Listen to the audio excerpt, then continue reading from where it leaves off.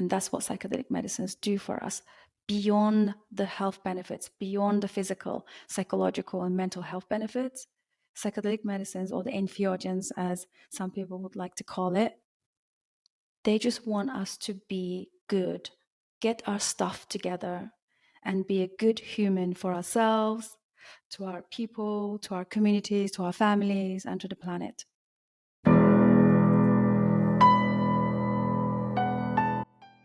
Hello, and welcome to The Increased Life, where your life gets better because you hung out with me and my friends. My name is Jackson Gage, and this is my podcast.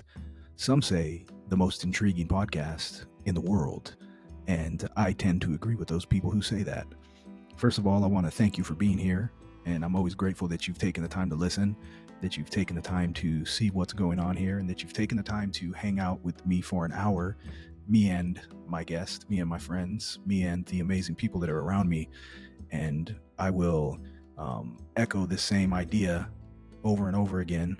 We become who we spend the most time with. And if you're unable to find dope and amazing people who are doing good things in the world, making positive change, working on themselves, becoming the greatest version of themselves, if you're having a hard time finding those people in your own life, you can come on to this podcast and hang out with me. And I'm contacting those type of people all of the time because I understand the importance of being around these type of people and learning from these type of people. And so it's kind of like you're just sitting in on these conversations with us and absorbing the energy and the knowledge. So thank you for being here. Thank you for sharing. Make sure you follow me on Instagram at The Increased Life. I would appreciate it. And rate and review this podcast as well. That would help. That helps the algorithm. That helps the algorithm push this out to more people. And so let's get to this episode. One of the things about podcasting that I've realized is the most beneficial is, and it's almost like a treasure that I found within podcasting, is the networking that you're able to do, that you're able to connect with awesome people from around the world and sit and talk with them. And I wouldn't be able to do this if I wasn't podcasting, really. And so today's guest, I was connected with by one of my other guests, Gerardo Urias, who was on episode number 12, I believe. And he talks about his book, Taking Back My Mind, on that episode. And I met with Gerardo here in San Diego when he was in my neighborhood. We went and had coffee, and this was before he came on my podcast. And as we were talking, he told me about a psychotherapist who was a friend of his in London, who, I believe it's London, who is also a holistic healer and administers microdosing to her community, to the people that come to her for the work. And so I immediately said, well, let's connect then, connect me with her, please. So within the next couple of days, I got an email that connected me with his friend, who is my guest today, Susan Gunner. And we spoke, and I went onto her podcast first, which is Psychedelic Conversations, and she speaks with people on the topic of psychedelics and from the a medicinal aspect. And after she went on my podcast, or I went on her podcast, she came on my podcast, and that is the episode that we have today. And again, she administers something that she calls Inner Reset Psychedelic Assisted Therapy. And she also has something called the Reset Microdosing Program.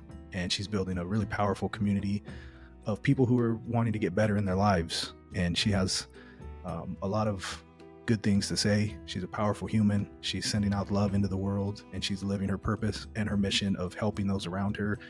And her community is growing.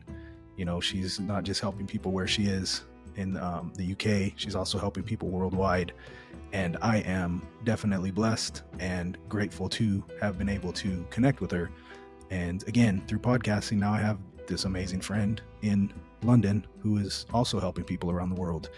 And that's just what we do. So again, welcome to the Increased Life podcast. And I am happy and grateful and blessed to be able to share my conversation with today's guest, Susan Gunner. So please enjoy this conversation. And Susan, welcome to the show. Susan, happy to have you here. Thanks for being here. Hi, Jackson. Thank you for having me. Yeah, for sure. So I've already given your intro. So if you would, can you tell the listeners more about yourself, how you got on this path of, holistic psychotherapy, and how you've ended up doing what you're doing right now? What led you here? Yeah, for sure. Yeah, it's a pleasure to be here and connecting with your audience. Thank you so much for having me.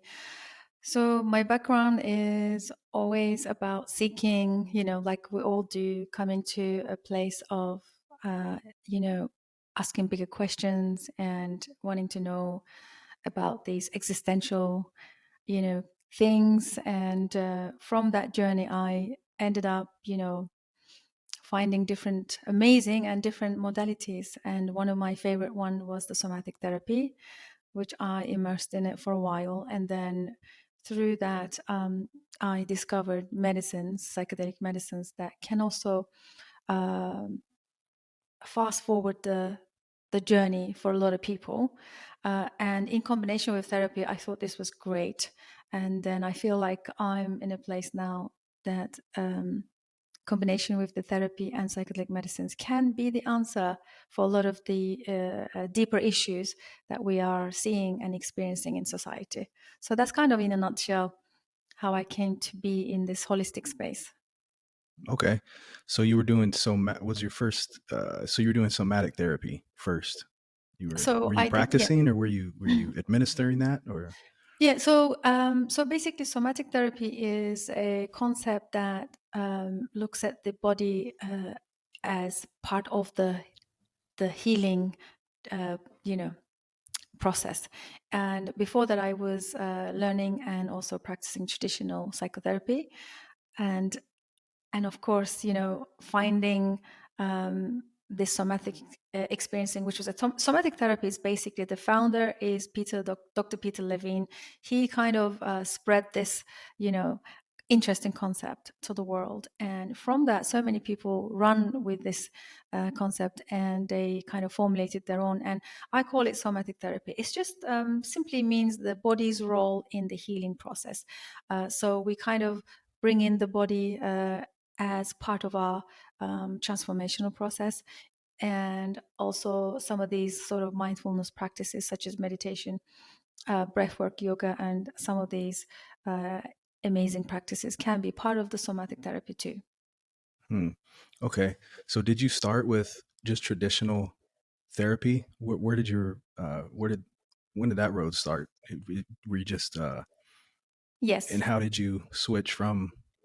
You kind of already answered, but I'm just interested to dig a little deeper into that. As far as you were doing regular therapy with people, and then you started administering psychedelics or microdosing, if that's what they wanted to do. And you said Yeah. that was from your own journey. Yeah, exactly. So the traditional therapy doesn't really work as well as, when we just, if it's just a talking therapy, as you may already know, it's not so effective. It's not, it's got a bad name at the moment. Although I think it's a good idea as an entry level. As an entry level, someone who's never, done any of these healing modalities, I think talking therapy can help to a point, but it's more about, helping the person cope rather than actually addressing the root issues. So from that, I moved on really quickly, and I got more interested in asking more questions about why isn't it working? Because um, it's not really about the talking therapy and then prescribing the SSRIs or the antidepressants, right? That's kind of like the band-aiding the root cause. So the ideal, scenario would be to actually help people address their root issues so that they can become more self-empowered. And in my experience, I believe that somatic therapy combined with medicines can actually really help people move forward faster, in the right context, of course, disclaimer, because a lot of people are doing all of this and more and still feel stuck and not be able to move on. In my understanding and my experience, I believe combination of microdosing can be very powerful with somatic therapy, uh, or at least a therapeutic model, in a safe container with the right context. I think that could be probably or potentially the new frontier in the therapeutic approach. Okay, so when you say in the right container, if it's used in the right container, can you go a little bit deeper into that? Yeah. because you said, So okay, go ahead. yeah, yeah, exactly. So the container, I talk about container a lot, and so the first container is us.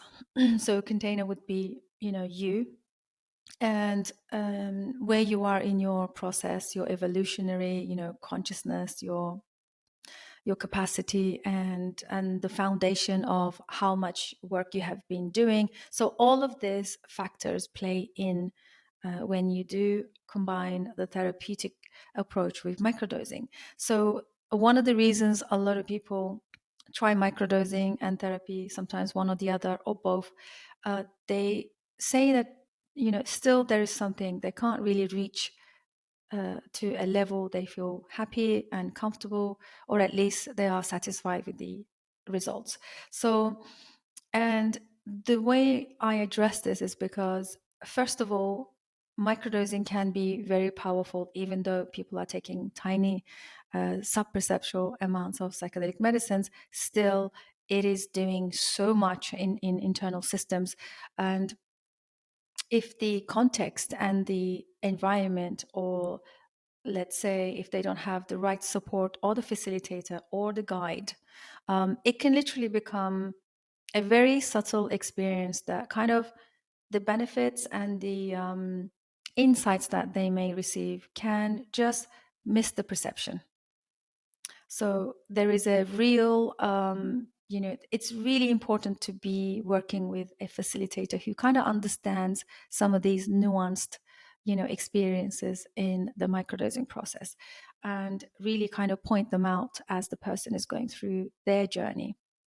And then when we bring in the modalities of therapy and also the somatic therapy, then it can be really amplified and it can become a very tangible results that they can actually appreciate, if that makes sense. So the container is the first the person where they are in their journey, and then the setting that is created by the facilitator, and the context that it's practiced within.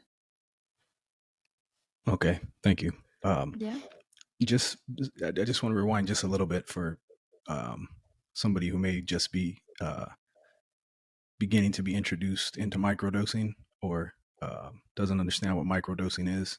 Can you kind of explain that?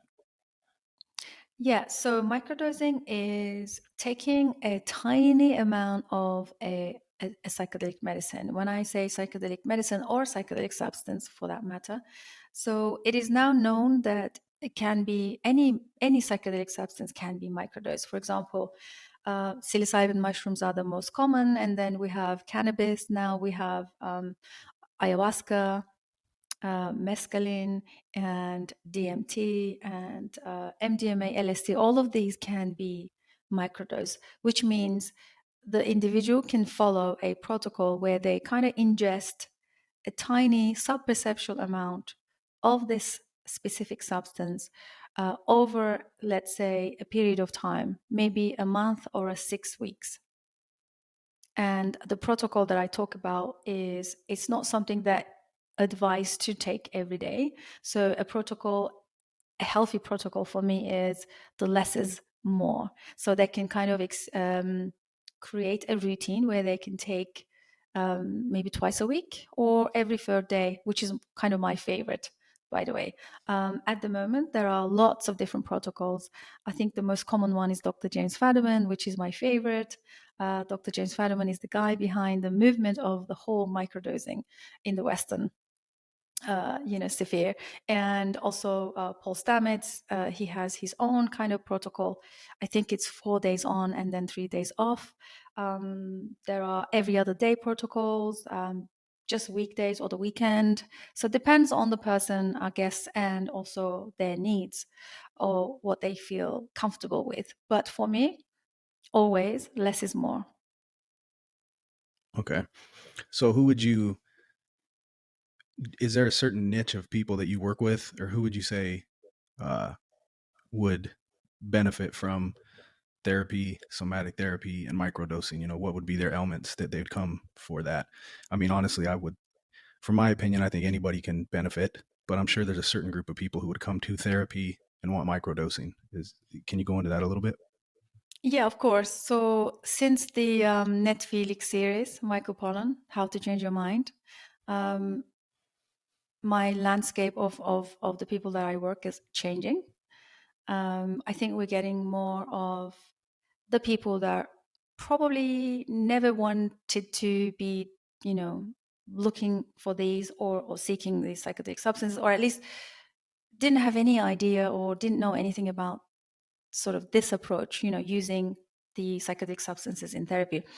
So what I mean by that is landscape being sort of changing. I am seeing a lot more general, like a general public, like general, the standard sort of how can I say? So usually, let's put it that way. Usually, people would seek out these kind of experiences. They are usually people who kind of dabbled in a lot of consciousness work, spiritual, shamanic, all kinds of different kind of approaches and modalities. But now we're getting just an ordinary, normal people. Normal meaning, you have just a normal day job and normal family lives. So those kind of people are becoming more interested since the Netflix series from Michael Pollan. Um, but like you said, I think microdosing is for everyone. It's for everyone. Everyone can benefit. But my approach has always been a trauma informed therapeutic approach. I just love the, setting context around this idea that all of us are trauma survivors and we all carry suppressed survival energies and, emotions and traumas. So therefore, I believe that the medicines, psychedelic medicines, especially used in microdosing form, they bring up a lot of stuff. A lot arises, as well as increased in awareness and intuition, and which is also one of my favorite concepts is building capacity. So microdosing can build so much capacity within the person's system that they can actually revisit some of those difficult memories, difficult emotions, and difficult unprocessed grief, sadness, and all kinds of things. So my approach would be trauma informed therapeutic microdosing, but like you said, I believe everyone can benefit from microdosing in whichever way they choose to approach it, as long as it's done through respect and therapeutic way, or at least a ritualistic way, or even a spiritual perspective. We can always bring these medicines into our lives in any way, form or shape, if they wish to work with the medicines. So there is no judgment in any other approaches. I just happen to use the trauma informed version. Okay. And when you say that sometimes you can revisit some of the trauma or memories or experiences that maybe, affecting you that you don't even know are there. Um, I know that some people consider this, or some people have one experience maybe with some mushrooms and they revisit some trauma and they consider it a bad experience and they don't use it anymore. Or even with marijuana, which I think is a spiritual plant that helps you work through trauma as well. Someone will use some marijuana and they'll say it makes them paranoid, but what it's really doing is just working the medicine through them. Um, do you get that in your work? Do you get people who are saying, I don't like, uh, this is making me revisit this, or, and I don't want to do this, I don't want to do it anymore? Or do most people who you work with realize the medicine is working? Yeah, this is a really good. It's a really good point to talk about. I think a lot of us, coming from the Western conditioned sort of model lifestyles, I think somewhere along the line we have forgotten to be autonomous and self-agent. I believe that somehow the trust is broken. So it's kind of like a learned, conditioned, internal sort of beliefs that unconsciously, of course, we kind of give away all the, authority to someone else, like doctors and therapists, and you know somehow, we believe that someone else has the answer for our issues, especially when it comes to psychological, mental, emotional, or physical. So therefore, for me, microdosing is about changing that belief system or changing that conditioning. So of course, it's challenging in the beginning, because if someone has never had to deal with or process any of these difficult emotions, it is going to ruffle some feathers for them. And they're always going to maybe say it's a side effect, or that they don't like how they feel on the medicine. And most of the time, people will at that point quit and just decide that it's not for them, which is also fine, because we have that choice. But I always say, if you can stick through it, and if you can just kind of work through and allow the medicine to work through you and help you process some of these difficult emotions, you will get to the other side. And it doesn't last that very long. Sometimes people, begin their journey and then decide after a week or two, okay, this is it. That's all I can take. I don't have the capacity to stay with it. So then, of course, they can always take a break, come back later, or maybe consider it again in the future. So there is a lot of flexibility around this practice, because for me, it really brings a lot of agency and capacity, and builds a lot of stamina in the person, so that they can then learn to regulate and process their own emotions, and actually be with some of the challenges, which also like translates into their daily life, right? If you can learn to be with your own emotional challenges, then guess what? You will be okay when life starts to, throw curveballs at you. You will be okay dealing, at least not losing it, or stay in your center, still be able to, face and deal with those challenges. So that's how I look at the microdosing process, if that makes sense. Yes, that makes sense. Would you say there is a way to prepare yourself, like, to be best prepared for microdosing or psychedelics going into it, that would at least help you out through the process, as opposed to just going straight into it? I mean, you're gonna work through, possibly you're gonna have to work through some stuff regardless, but is there an easier way to approach it or to get yourself ready to do that? Well, you can kind of recalibrate on the dose. So you can go a tiny, tiny, minuscule dose if you want literally pure, like almost not there kind of super subtle experience. So that's kind of like will help the person. And then be consistent. Um, don't have expectations, hopefully, but it's hard. But just kind of go through the experience, and then it's a bit like I don't know if you heard of the book It's a Really Good Day, by I Ayala haven't. Walden. Yeah, yeah, she's one of the first people who wrote about her own microdosing experience with LSD. She was very depressed. She was a writer. She was a very professional woman in her career, and she was doing really great. And then she kind of hits this depression, and then how she does, I don't know, but she kind of finds out that there is a thing called microdosing LSD, and she discovers, and she gets her hands on some of this substance somehow, and then she starts microdosing, but she really follows a very, very tiny, minuscule amount, which then it's almost like she takes it and she forgets that she has. But then eventually, one day, she just kind of looks out the window and for the first time notices the tree in her garden in a very different way. And that's when it kind of lands that, oh my God, I know what this is. It's the microdose. So that's kind of like a very subtle way of approaching.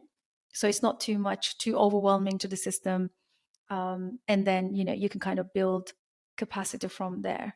And then if the person wants to go a little bit higher on their dose, then they can. Because I believe, based on Dr. James Vanderman's researches, or at least the anecdotal reports, people came to understanding that anything between 0.05 to mils to zero point 0.3 are considered as a microdose. So there are different levels, different doses, but I think starting with the tiniest amounts can help people to build the stamina and the capacity to actually explore deeper doses, like more stronger doses along the way. But to begin with, yeah, tiny. Stick to, less is more, as always. But then again, sometimes you meet some people and they're really ready. They're really ready for something to shift because they've been in this dire situation for so long. They've been maybe on SSRIs, antidepressants for too long, and they really feel desperate to kind of something to shift for them. So then they can go for the average microdose, which is, in my understanding, probably 0.2 grams of, let's say, psilocybin would be ideal. And then they can kind of do this over 6 weeks and really kind of immerse and commit and really devote to this protocol. And then work through the materials that arise from that point. And then there are other people who actually wants to taper off SSRIs. They want to come off their pharmaceutical medications and they want to take a break from all these medications, right? So I have a really good friend. His name is Dr. Benjamin Malcolm. Like, he's really great in advising people that are on SSRIs or any other pharmaceutical medications. He's really providing a lot of professional help. He does webinars and he really, vouches for the psilocybin to be the safest to help people taper off SSRIs. So there is that. So there's all different, as you can see, there's so many different angles and approaches and different people. Everyone's so unique in their needs and what they're looking for. So I think to be clear on that is a good start. So, have you seen successful cases with people who are on antidepressants and pharmaceuticals with the Yeah. utilization of microdosing have been able to get off of those? Yes, yeah. Not just psychedelic substances. Actually, there are different plants that are not psychoactive that can also help people come off their pharmaceutical medications. But of course, the subject here is the psychedelic substances. Therefore, yes, of course, so many people are successfully tapering off or at least managing their pharmaceutical medications. But again, it needs to be in a really supportive environment and ecosystem. That's so crucial to the process. We never advise anyone to go cold turkey or at least do it too fast, too much, too quick. There has to be balance. There has to be patience. And it's a commitment, to be honest. Imagine if someone's been on SSRIs for 10, 20 years. We can't expect them to just come off within a month or two or a week, even if the person is desperately trying to taper off. Yeah. Okay. So I know some of the people, like I said before, microdosing is relatively new to society. People who aren't involved in it, involved in the psychedelic medicine, but it's getting out there now. More people are hearing about it, and more people are spreading the word on the power of these medicines. For somebody who doesn't know, and for somebody who's been, fed propaganda their whole life, as far as these are hallucinogenic, these are drugs, and that type of thing. Um, Instead of calling it what it is, medicine, are there side effects or anything that someone would be worried about from microdosing a small amount of psilocybin? Yeah. So, I count myself really lucky because I never had any recreational experiences in my younger days. I actually discovered psychedelic medicines very, very like late in my life, which has been the biggest advantage for me, because I cannot associate them as drugs or that stigma that that is attached to the psychedelic substances. I don't have that, but I do see the challenge here, and I do speak to so many people who carry that stigma and that negative association, or at least so many people had unsupervised recreational experiences in their younger days in really unsafe environments with people they don't know mostly, and ended up in different situations that was not really ideal. So that kind of left an imprint. And also the society, and of course, especially in the US, this whole war on drugs and everything else. And it's kind of ingrained in society's psyche that we, these are really bad and we shouldn't touch them and they should be, really controlled. You see, so there's so many things I can say to that, actually. I've been looking into this myself. Like, what is it? What can we do? What can we do to help people understand and also be educated and informed about what are we actually dealing with? So I have a few people that I love to mention. One of them is Brandon Roberts. He is one of my connections, and he talks about cannabis. And he's also coming from a horticulture of cultivating cannabis for medicinal use. He has this great idea, and he says, if we can educate the society and public, and then if we can create communities where these medicines are returned again as medicines, right? And then we bring in the women, we bring in the youth, we bring in the men, and create jobs, create, all kinds of different avenues, like economical avenues and things like that. That would end the stigma, he said. And I love that. That's a really amazing approach. It's just like re-engineering the education back into the system. And then within a few generations, things can shape and shift really fast. So that's a really good one that he talks about. And the other one is a neuroscientist. Can't remember what was his name. I think he said the most dangerous psychedelic substances, or perceived as really dangerous, or drugs in that matter, should be legalized. Just because, so that we can learn how to manage and make them safe for everyone. Because when things are, when things are hard and legalized in that sense, Class A, for example, it makes it very difficult to actually know what to do with it when it gets out of hand, or because people are continually using these substances in underground situations. Or, I mean, people never stopped using psychedelics anyway, since it kind of dropped into the system of, in the Western world. In the 50s, I don't think anybody cared so much about the legal landscape, which kind of, it's more dangerous and it's more kind of harmful than, because we don't know what's going on. We cannot understand what people are using it for, how it's been, distributed, and what people are doing with these substances. So it's a very dangerous territory it becomes. And so there is that. So making the most dangerous stuff legal so that we can learn how to manage them, make them safe. That's a really good point. And the other one is my favorite, education through these platforms, through your platform, through everyone that is in the space, trying to bring education and more informed content so that people can finally, slowly, change their minds. So, like Michael Pollan, I know Netflix is not the best place, but it's the best place for everyone. That, all walks of life, people are always on Netflix. And I know the series only the highlights of what is actually happening for those people that are featured, but it's still kind of giving people an insight and a hope to investigate deeper. So that's where I am with this whole thing. Yes, it's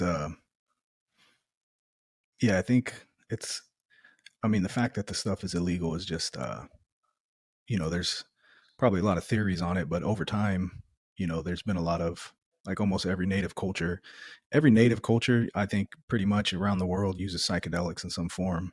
And over time, over the millennia, a lot of those cultures have been, taken over, and that medicine has been taken, and it's been like, here, this is what you believe. You live in this Western society now. You're whatever, this is God, and it's been taken from people. And to me, people are a lot harder to control when they're in touch with themselves, in touch with God, whatever you want to call it. And the psychedelics make it so that you see everything. You're not. It's a lot harder to control you when you use plant medicine. Um, so of course, if you wanted to control the thousands and millions of people, you would take away the thing that gives them freedom in their mind.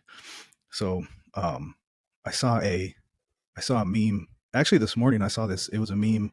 I'll send it to you. It was pretty cool. It was like AI generated, and it had like all the world leaders. It had Trump. It had Biden. It had Putin. It had all these leaders. The Korean guy, I forget his name. Uh, and they were all in native garb, and they were doing psychedelics. And it made you think, like, man, if all of these leaders were drinking ayahuasca in the jungle, it would be a completely different world, you know. So um, yeah, but I think that like this movement is building up so much steam now, and these will be, especially psilocybin. It's there. I mean, it looks like they're working to. It's legal, and I don't know about in the UK, but it's legal in multiple cities here in the United States right now, and that's growing. So, yeah, man, the movement is on its way. But the question that I had was actually I had two questions, but one I want to get back to before I forget. As far as a cycle, you said 6 weeks. Is this a one-time thing, or is this something somebody can do for 6 weeks, take a break, do it again? Is it a lifetime thing? How does that work? Yeah, so, well, there are some circulating um, information. I'm not sure if it's an academic paper. I can't remember. I need to recheck about maybe a long-term use of microdosing can cause cardiovascular issues, heart issues. I'm not too sure. I don't think we know for sure again, but subject to revision, of course, as always. So there is that. But otherwise, there isn't. Some people say, for example, Dr. James Fadiman had, thousands of anecdotal reports from different people who used microdosing over several years, few years, months, five, all different kind of time frames. But I think I love Dr. James Fadiman's approach because he says in one of his lecture, you can't microdose for life because after a while, the change and the benefits are permanent. You won't need to anymore. It's not a codependency.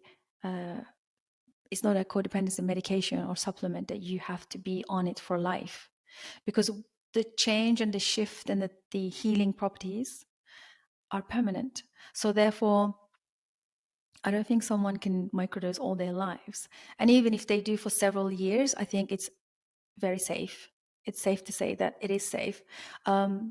6 week cycle is something that I'm passionate about. I know that a lot of people do 1 month, 4 weeks, 3 weeks, different kind of time frames. But for me, I prefer the 6 weeks, just because I feel like, coming from the neuroscience perspective, we need at least a good amount of time to unlearn and relearn, especially when it comes to the psychotherapeutic approach. So from that, it's kind of grounded in that knowledge that that kind of time frame is a good time to help people to really reframe and kind of achieve all the insights and make the change that they need to make. So that's kind of why I believe in the 6 weeks. But otherwise, I mean, people can do several weeks, 1 month, and then take breaks, go back again, take breaks, go back. It could be something that they can implement and then take a break, come back, depending where they are again and how they are sort of progressing. So it's safe to say that it is safe. Okay. Yeah. So just to reiterate to the listener, uh, you can, microdosing is not addictive, and you don't need to do it your whole life. And it can help you heal your trauma and live a happier life without having to do it forever. So you can change your life in a, you know, in a more positive way in a short amount of time, relatively to a lifetime of if you're looking relatively to a lifetime of addiction to antidepressants or to depression itself. So I just wanted to reiterate that's very powerful. Something you mentioned in our last conversation was I want to talk about the importance of having somebody who can guide you. And you mentioned in native cultures, there's a whole tribe. and they had a whole system, and that's how they would work their way through using these medicines.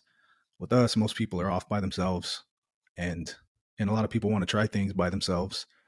And like for me, what I explained to you was my heaviest two heavy mushroom trips that I did by myself up in the mountains when I was, that's about 10 years ago. I was doing it for the reasons of medicinal purposes, but the same with ayahuasca when I went to Peru. It was, you go and have this heavy experience, and then you're left on your own to try to figure that out. And looking back and moving forward, I would recommend, and I would have preferred to have somebody who I could speak with about it, who can help me through the process of uh, what's the word when you work it back into your life? Yeah, Integration, integrating it. integrated, right? Yes, you could integrate it. So, but what you had talked about, how tribes had their own system, and we don't have that now, and the importance of guidance. Can you talk about that a little bit? Yeah, absolutely. This is my favorite subject, actually. Okay. So, as I said, my approach is trauma-informed psychotherapeutic, more so somatic, bringing in the modalities that can help the body release some of the pent-up and suppressed stuff. However, I do love the indigenous idea, like the indigenous or the wisdom traditions, how they use this medicine. I also have an amazing contact. He teaches dangerous wisdom. He teaches philosophical approach to healing and transformation. And I remember when he mentioned to me that in Eleusinian, mysteries, back in the, in Greece and all those wisdom traditions, they used to see it as a rites of passage. Communing with the psychedelic medicine was a rites of passage. So the individual would be under a mentor, guided, prepared months and months ahead. It wasn't something they did every weekend. Now we see this happening, right? We see this happening in the West. So they would prepare this to this experience months and months ahead under a mentor, a guide. And then when it's their time and they're ready to go through this experience, it would be their initiation. And it would be taken so seriously. And it would be maybe like, I don't think they did this as often. And then that experience or what's learned in that experience then would be integrated back into the person's life. So that's a beautiful way of working with the medicines. And again, the indigenous way too. So these medicines part of their life. Imagine like the BVT tribes that use iboga. I don't know if you're aware of Hamilton Morris. He's another of my favorite pharmacologists, and he created series Hamilton's Pharmacopoeia. It was like I don't know, 5, 6 season or 4. I'm not sure. I need to check. There's some of his clips on YouTube is still available for free, and there is one specific video that he has where he visits the BVT tribe and participates in an iboga, very traditional iboga ceremony or initiation, they call it. And you see babies, you see adolescents, you see youth, you see grown-ups, and then there's elders, there's the entire community is there for this experience, right? It's intense, it's really difficult, it's kind of challenging, but it is a rites of passage. So if you look at all the indigenous people, they incorporated these medicines into their lives to, and they kind of explored them, or at least communed with them in, cycles throughout the year, festivals, death, rebirth, different things, right? So it's part of their life. It's in the community, and then the community becomes the integration, right? Because it's all there. They have, lineage of like wisdom lineage. They have elders. They have guides. They have families really, tightly together. So then children grow up seeing these ceremonies, immersion in these medicines, and they see them as medicines as well. So it's a very different mindset. It's a very different approach than the Western model, which is now, as you can imagine, we have the therapeutic approach, the clinical approach, we have all kinds of different ways of working with the medicines now coming. Thanks to MAPS Canada and Rick Doblin, they really kind of single-handedly brought MDMA and ketamine to the world with all their hard work. But it's always in a clinical setting or a therapeutic way, which is very different than the community or the communal aspect of using these medicines, right? So I'm not against it, because obviously this is what we need in the West, because we have lost the community. After our industrialization process, I think, I mean, look around. Very difficult. It's very rare to see a family together. Isolation, single parents, so many people out there alone. There is no community. And which makes it very easy for those people to use the psychedelic substances to escape rather than actually do something of a healing, transformation, or rites of passage, or any of these concepts don't exist in the West. And that's why probably the use got out of hand, which kind of ended up in this kind of war on drugs type of approach. But like I said, we need to bring the communities back. We need to create our own models within our Western lives. We need to bring more connections, create spaces, platforms that can lead to more gatherings, even on Zoom, in person. I have brilliant friends in the US. They are using the system of becoming a church and then making the psychedelic substances as their sacrament.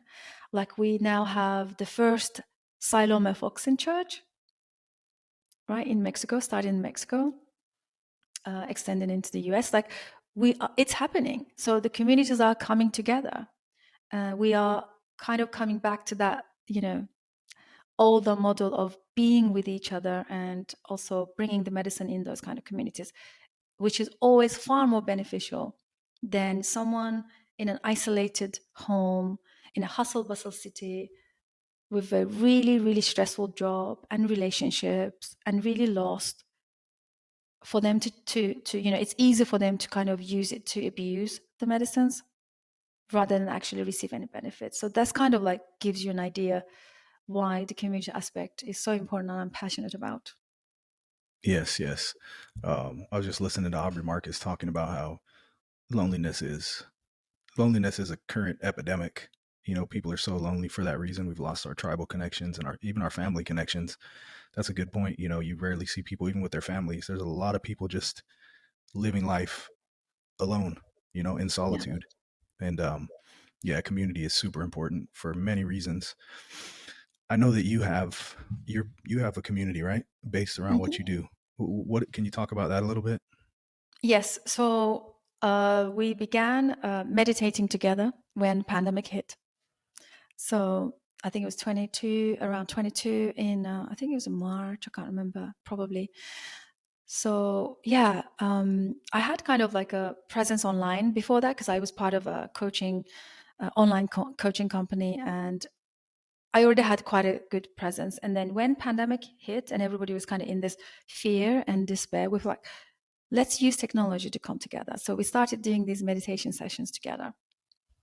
From that, it evolved into a beautiful community where we start to explore different modalities of transformation and change and healing. And then we started sharing experiences. And then that was the time when I started to bring in the education and integration of the microdosing to this growing community. And then from there, it just kind of went really started to organically grow and also kind of extended to a global, although it's kind of like mainly in the UK, but it's kind of extended globally. So we now have so many different members of the community all over the place. And we create online platforms, we create groups, and we do monthly calls. There's a monthly support where we get together, share stories, and connect. So that's kind of the essence of what I do and what I love. And then the microdosing. It's never been about the medicine itself. It's always about connection, coming together and building a community of like-minded people, or at least people who are, want more for themselves and for their families. And then they want to learn more about modalities to grow. So that's kind of like the mission or the vision. And then from there it started to grow. Now we have, like I said, ongoing support and really beautifully growing community here. Awesome. So how would one say, if there's a listener who thought they would like to get involved in the community that you have going on, how would somebody get involved in that? So I'm quite accessible. They can find me online because I'm everywhere. So Susan Gunner everywhere, like Facebook, I'm LinkedIn, Instagram. So my presence is kind of like across all platforms. I just believe in showing up in those platforms. I know that there's also a lot of stigma or like negative association with social media platforms, but again, depends what you use it for and how you use it, right? I use it to voice what I believe, and we have also the podcast, as you know, you've been a guest, so that was amazing. So there is a podcast, YouTube, Psychedelic Conversations. It's every week we have a new guest, new episode, and it's always around community integration, therapeutic angles or therapeutic approaches and modalities in psychedelic use, and harm reduction, and how to be safe, and how to screen where to have these experiences, where to go. And we bring in so many different facilitators all around the world doing some incredible work and providing really safe spaces for people that they can kind of experience their psychedelic, experiences. Okay.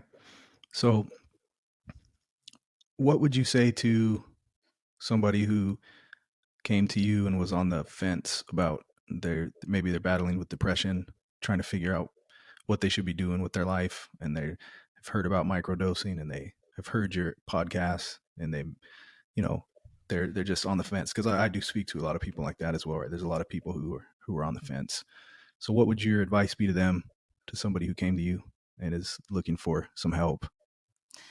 Yeah, I always say, make sure they are willing, make sure that they are open, and make sure that they will commit to this path if they decide and if they choose to, because it's not that linear and it's quite treacherous. And make sure they have the support system. And if they don't, our community can provide that, because the support system is so important, the ecosystem. And then we invite them to kind of reflect on this idea of like, this is not something that they can take and go through and experience psychedelics and then done. That as well. So we personally, I reinforce the dedication and devotion, and also understanding that it may be a long-term commitment, not just a quick fix. We don't do that at all. I never advise or tell people that it's going to be curing them overnight, because to be honest, Jackson, I think people have healed without the psychedelic medicines in the past, even now, currently. Not everyone needs to be taking these medicines, I think, but everyone needs a community, a good facilitator, a guide, a mentor, and accountability and connection. That's a really good start. So we can provide all of this as a platform, as a foundation, and then they can kind of decide however they want to go through the path. Perfect. I love what you're doing. So Thank you. we'll kind of wrap it up here for you. And one more time, your Instagram and anywhere else that you would like someone to find you. Yeah, so they can just type my name, Susan Gunner, on Instagram, Facebook, and LinkedIn. Otherwise, even Twitter, I'm on Twitter, and Clubhouse. So something I need to share. Me and a colleague of mine, we've started a bi-weekly Clubhouse conversations. Again, another platform to bring more education. So we touch on everything: psychedelic medicines, the use, harm reduction, and also the therapeutic approaches. And then I have the Psychedelic Conversations YouTube podcast, as you know. Yeah. Awesome. Awesome. Okay. Last thing here, Susan. So I'll give you the stage, and you have the ear of the people who are suffering and looking for help in their life, and maybe they're suffering from the epidemic of loneliness. What would you tell those people? Yeah, for sure. So I think the reason I choose to work with the psychedelic medicines is because I believe it's an intelligent technology. And I believe that it can kind of cut to the core of the issue quicker if it's done in the right context with the right mentor, facilitator, and guide.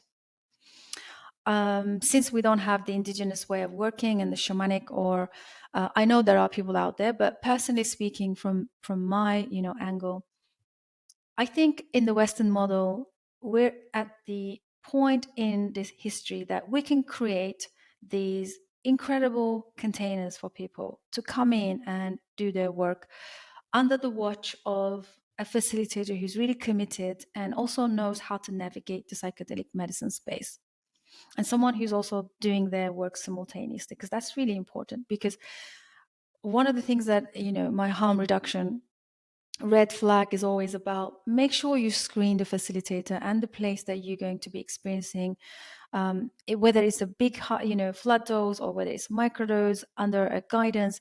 Make sure they really screen the person, because as you know, any healing modality or processes can be tainted by the unaware psychological parts or the factors of the person. If they haven't done their own work, if they don't have the experience, this is not something that can be read in a book or an article, or at least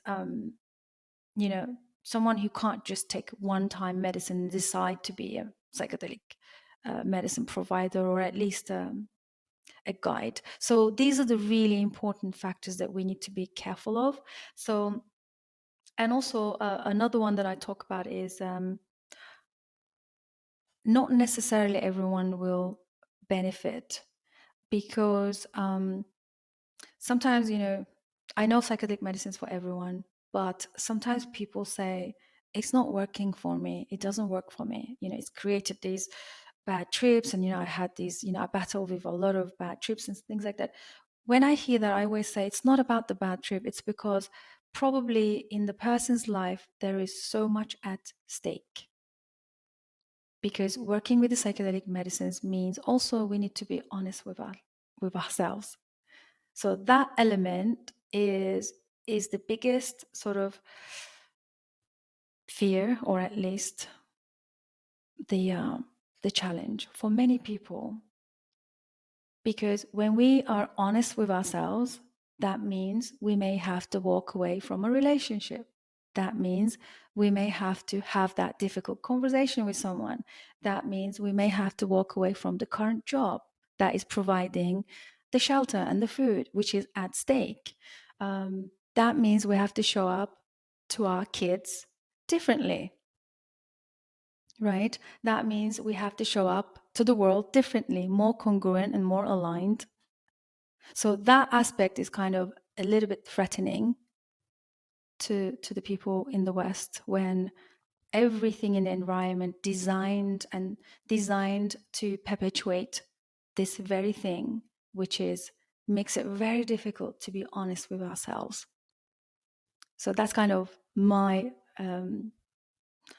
conversation that I'm always having in our communities. And that's what psychedelic medicines do for us, beyond the health benefits, beyond the physical, psychological, and mental health benefits.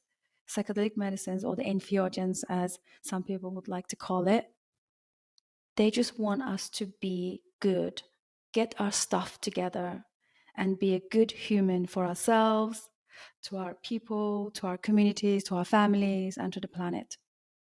And that's hard sometimes when there's so much is at stake. Thank you. I leave everyone with that. Thank you so much, Jackson. Yes, that was beautiful and powerful. And that made me think as well. I never thought of it that way. it forces you to be honest with yourself. And most people have built lives that are not congruent with honesty. So sometimes you have to change your whole life if you want to be honest with yourself. That's very Exactly. powerful. Thank you for sharing that. You're welcome. Exactly. Like, because the environment is perpetuated to survive, not to be honest, not to be congruent. And the medicines are coming really strong to change that paradigm now. That's the challenge of the medicine. Yes, beautiful. Thank you. I think we can go ahead and end it on that powerful note. And I appreciate you being here, Susan. I look forward to further conversations in the future. Make sure you check out her podcast, Psychedelic Conversations, and everything else she's doing. Connect with her on social media. And again, Susan, if you don't mind hanging around for a second after this, I appreciate you being here. And yeah, thank you so much. It's nice talking with you. Thank you so much, Jackson. And thank you, everybody, for tuning in. Much love.